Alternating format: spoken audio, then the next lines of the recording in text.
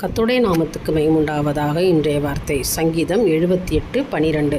அவர் அதிசயமானவைகளை செய்தார். விசுவாசிக்கிறோம், ஆமேன்னு சொல்லுங்க. கர்த்தர் உங்கள் வாழ்க்கையில் செய்த அதிசயங்களை அற்புதங்களை நினச்சி சோத்தரிக்கிற நேரம் தான். ஆமேன்.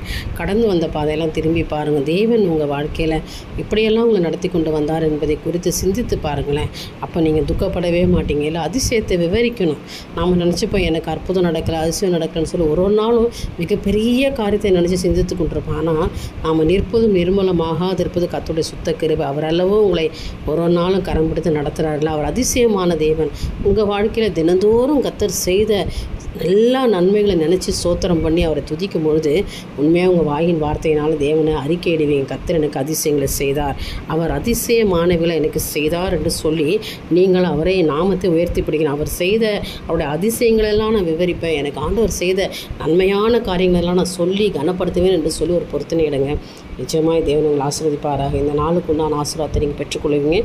தேவனுக்கே மகிமை உண்டாகட்டும். ஆமென்.